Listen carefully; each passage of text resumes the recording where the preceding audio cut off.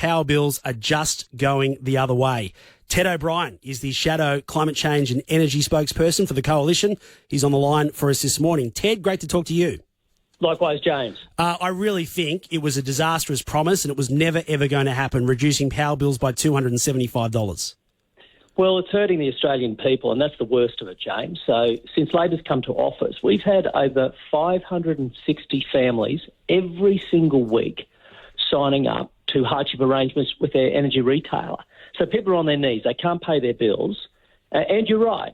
Everybody heard that promise, a reduction of $275 to your annual power bill. You have families in Sydney paying up to $1,000 more than what they were promised. And here we are, a new year and all. Nothing has changed. If anything, it's only going to get worse. Well, and it's not just families, Ted. It's small business, and you've done a lot of travelling. You would have heard the same stories as I have. We're reading a report today that because of the price of coffee beans, that coffee is going to go above $8 this year. But for the small business, for the cafe owner who's paying wages, who's paying tax, who's paying rent, he's had inflation, food prices have gone up. The energy bill is often what can make or break a business, and they're struggling as well. Yeah, look, you're spot on because, James, when you think about it, the energy bill isn't just about keeping your lights on at home, right? Energy is used by farmers to produce food. So when their energy bill goes up, your grocery bills go up. It's used by tradies. When they go into your home, you want something fixed. Well, their costs have gone up, so what they charge you goes up. Basically, everything we touch in the economy needs energy. And when a government loses control of the energy costs, it comes through in everything we buy, which is why right now Australians are in a household recession. I mean, 7 consecutive quarters of household recession. So standard of living has been totally shot. And unless we can turn this around, unless we can actually get our energy system working again for Australians and Australian businesses, Australians will be poorer, the economy will be weaker, businesses will close, and industries will be offshored. Let's put your nuclear plan to one side for a moment, because even if it is possible, and I think it's a great thing to argue, it works all over the world. There are other countries that are building and opening these things in recent times. Put that to one side. If you win the next election, what levers can you pull immediately that would make a change on bills?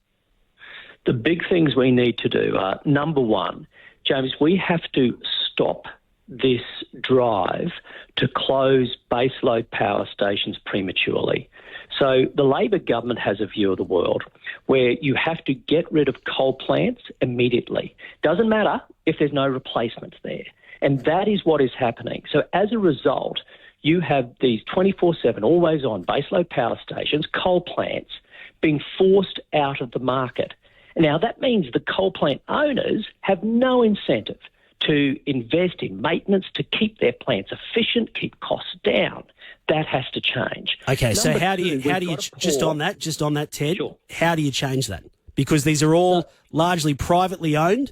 The people, the AGLs of the world, the Origins of the world are really only accountable to their shareholders. So when you say we've got to extend the life of these plants and we don't own them, how do we do that?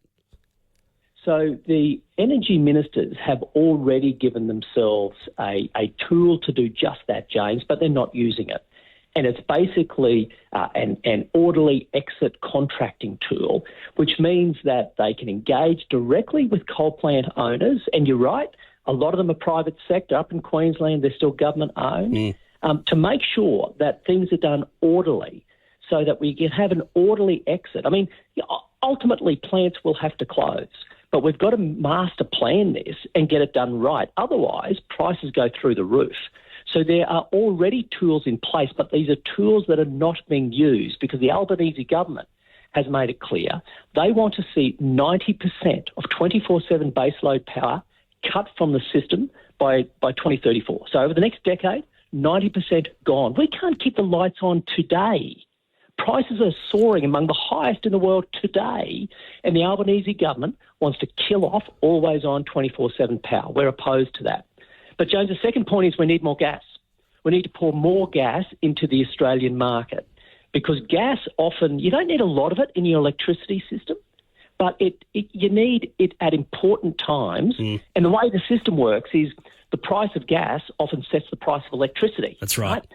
So you've got to pour more gas in. And it's the old supply demand that everyone sort of learnt at school, right? If you have a lot of something, then prices come down. We need more gas in the Australian market so prices ultimately come down. They're the two big drivers as we continue to roll out renewables, but we just don't need a system which is all eggs in one basket, renewables only. Nowhere in the world does that, but that's what Labor's trying to do. Prices are soaring, the lights are going out, and people are getting poorer. Ted, we've got to go. I really appreciate your time. Happy New Year. Likewise, James. Cheers, mate. Ted O'Brien.